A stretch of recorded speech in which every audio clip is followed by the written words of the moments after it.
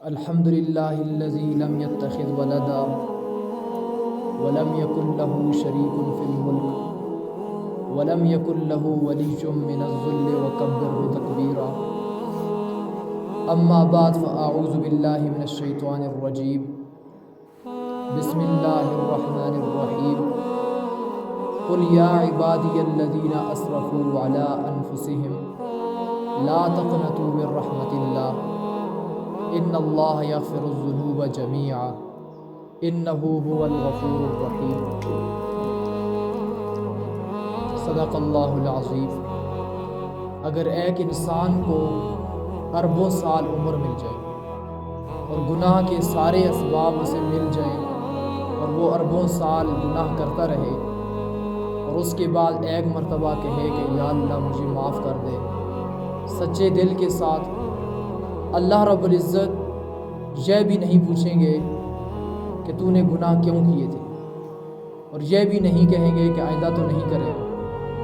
بس ایک مرتبہ سچے دل کے ساتھ بندہ اللہ سے معافی مانگ لے تو اللہ فرماتے ہیں کہ میں سب کے سب گناہ معاف کر دوں گا،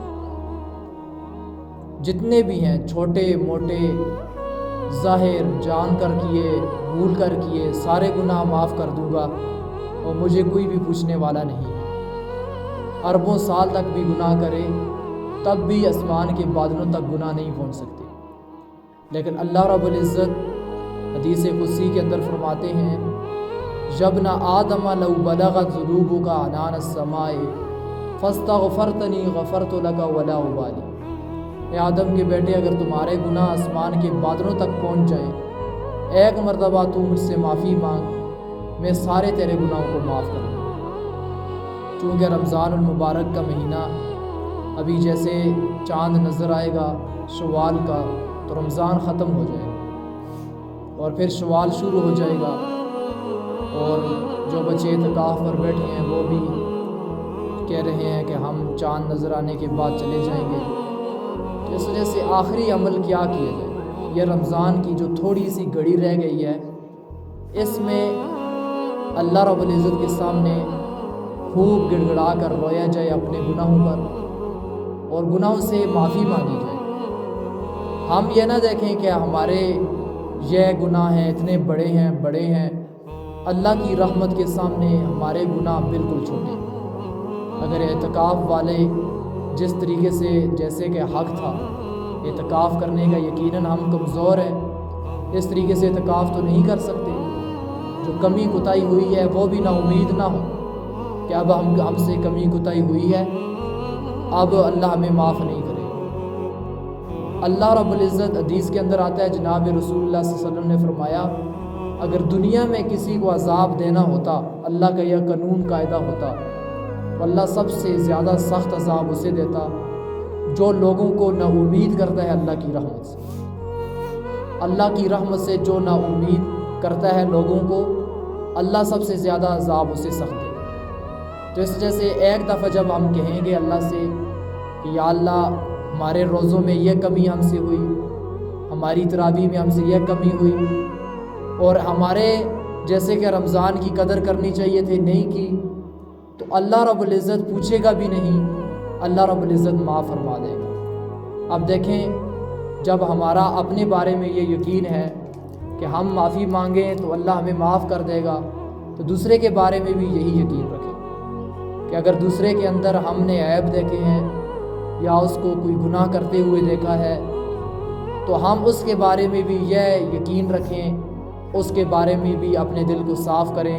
اگر کسی کو چوری کرتے ہوئے دیکھا یا کسی کو کسی اور گناہ کے اندر گانے سنتے ہوئے دیکھا تو جھوٹ بولتے ہوئے دیکھا، تو اب ہم اس کی چوری کو، اس طریقے کو ہم اپنے دل کے اندر اٹکا کرنا رکھیں۔ دوسرے کے بارے میں بھی یہی ہمارا عقیدہ ہو، یقین ہو کہ دوسرا کبھی بھی توبہ کر سکتا ہے اور دوسرے کو ہو سکتا ہے اللہ نے معاف کر دیا ہو اور دوسرے کے گناہ معاف کر دیے ہو۔ چونکہ ایک کام اور میں آپ سے کہوں گا، چونکہ آپ جانے والے ہو، دوسرا کام یہ ہے کہ کبھی بھی اپنے دل کے اندر کسی کی نفرت نہ لانے دینا، کسی کو حقیر نہ جاننا۔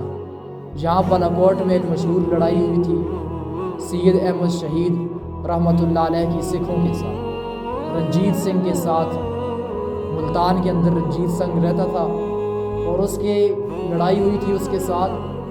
تو یہاں جب بالاکوٹ میں سید احمد شہید رحمۃ اللہ علیہ پہنچے تو پیچھے سے شیر سنگھ پیچھا کرتا ہوا گڑھی حبیب اللہ تک پہنچا تھا۔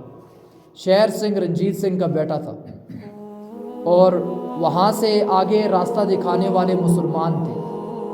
انہوں نے اس لحاظ سے راستہ دکھایا کہ پیسے لیے، کچھ سونا لیا اور مسلمانوں نے گائیڈ کیا۔ اور یہاں پر ایک مثل مشہور تھی وہاں بالاکوٹ میں کہ مٹی کوٹ جس کا پہاڑ ہو گیا، جس نے مٹی کوٹ پر قبضہ کر لیا، بالاکوٹ اس کا ہو گیا۔ وہاں پر دو پہاڑ ہیں، ایک مٹی کوٹ وہ اوپر کی طرف ہے اور ایک بالاکوٹ ہے۔ تو اس نے مسلمانوں نے شیر سنگھ کو مٹی کوٹ تک پہنچا دیا اور سامنے بالاکوٹ کی طرف درمیان میں چاولوں کی فصلیں تھیں۔ تو ابھی ان دونوں کا آپس میں مقابلہ ہو رہا تھا۔ ایک طرف شیر سنگھ کی فوجیں تھیں مٹی کوٹ کی طرف اور بالاکوٹ والے پہاڑ کی طرف سید احمد شہید رحمۃ اللہ علیہ کی فوج تھی اور وہ وہاں پر لیڈ کر رہے تھے۔ اتنے میں ایک سکھ بھاگتا ہوا اور سکھوں کی مجلس سے ان کی وہ فوج سے نکلا اور مسلمانوں کے لشکر کی طرف بھاگنے لگا۔ اب وہ بھاگ رہا ہے، سکھ سمجھ رہے ہیں حملہ کرنے کے لیے بھاگ رہا ہے، اور وہ آیا اور سید احمد شہید رحمۃ اللہ علیہ کے قدموں میں گر گیا اور وہاں پر اس نے کہا کہ جی مجھے آپ کلمہ پڑھائیں، میں مسلمان ہوتا ہوں۔ کلمہ پڑھا، وہ مسلمان ہو گیا۔